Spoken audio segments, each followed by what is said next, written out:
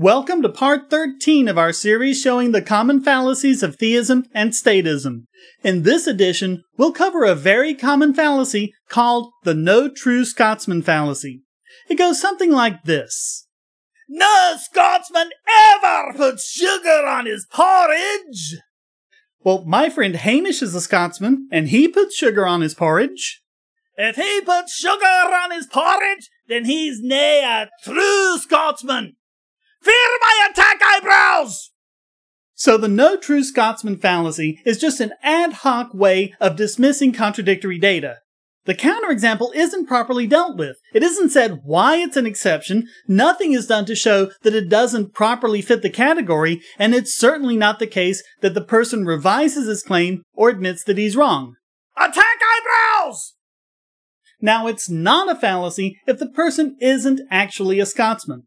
I wasn't born in Scotland. I'm not a citizen of Scotland. I've never even been to Scotland.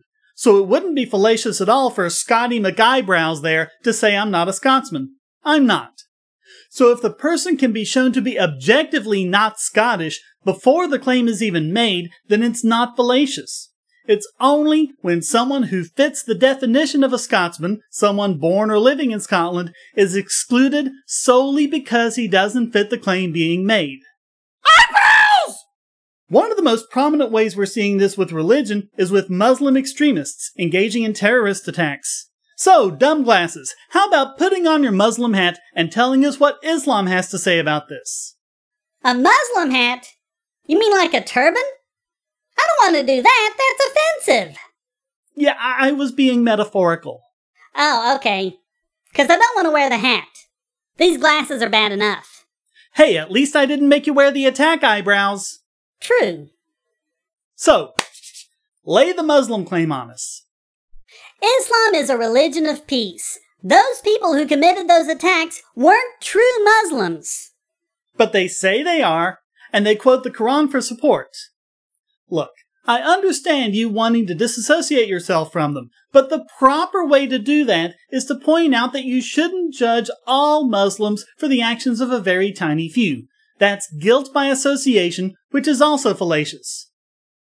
Besides, those same extremists say that they're the real Muslims, the ones doing what Allah commanded in the Quran. How do we tell who's right?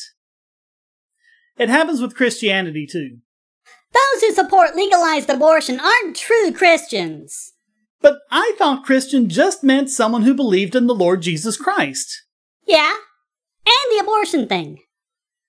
Or even, Christ taught us to love all people, even homosexuals. No, he didn't. Homosexuality is an abomination. No, it isn't. You're not a true Christian. No, you're not the true Christian. No, you're not. No, you're not. Guys! We get the idea, okay? How about this one? Once you're a Christian, you can't become an atheist. But we've got lots of atheists who used to be Christians. Well, they weren't really Christians. You also get things like this. What about all the passages in the Bible that condone and support slavery? That wasn't real slavery. What do you mean it wasn't real slavery? Well, it wasn't chattel slavery of people of a different race from a different continent, was it? No, of course it wasn't in the category of slavery. You've just narrowly defined us to specifically exclude all the forms of slavery the Bible does condone. What do you think that proves? Now, in fairness, we sometimes see this with atheists too. You're not an atheist if you believe in psychic powers. You're not a real atheist if you're a Republican. If you're an atheist, you have to be a feminist. Well, no. Atheism just means you don't believe in any god or gods. So everyone is prone to this. But it's wrong when anyone does it. Just like in politics. If you're against the war on terror, then you're. If you're against NSA surveillance, then you're. If you're against collective bargaining, then you're. If you support the Koch brothers, then you're un-American! Wow.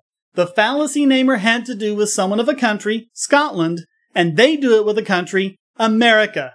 No true American agrees with the things that I hate! You can take my eyebrows, but you can never take my freedom! Let's break it down by political party. If you're against anything Barack Obama or Hillary Clinton or John Kerry have done, you're a dino, a Democrat in name only.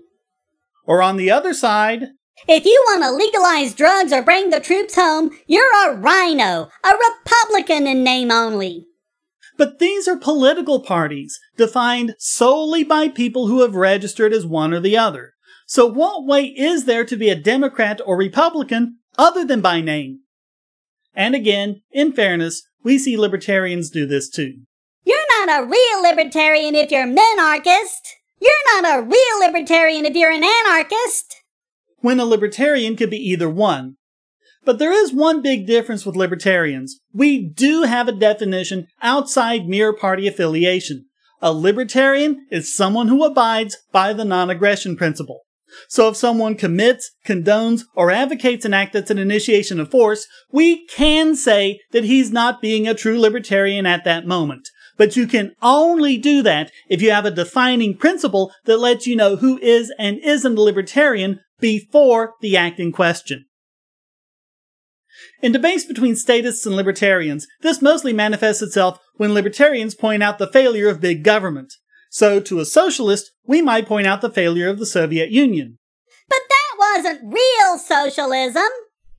The thing is, before the Soviet Union collapsed, socialists all over the world were pointing to it as an example of the success of socialism.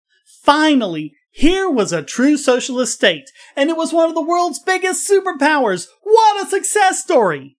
Economist Paul Samuelson even made this claim in many editions of his textbook. Then, the Soviet Union collapses and... Well, that wasn't real socialism. But before you were saying it was. Why are you now saying it wasn't? Because it collapsed. Real socialism wouldn't have collapsed. Well, what about Afghanistan, Cambodia, East Germany, Czechoslovakia, Yugoslavia, Somalia? Nope, not real socialism.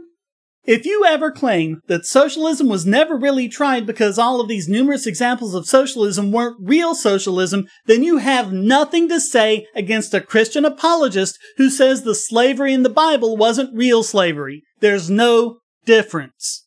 There's no legitimacy whatsoever in denying that Somalia was socialist before its collapse any more than there is in claiming it became libertarian after its collapse, as we discussed in Part 9.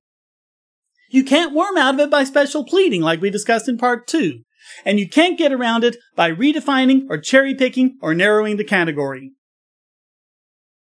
Even when atheists and libertarians have employed the no true Scotsman fallacy, it hasn't been about anything as deeply systemic as it is with religion and statism. And when you have to keep resorting to it when dealing with issues as fundamental as the ones we've discussed here, how can you say you have any logical reason to believe your position? Stay tuned.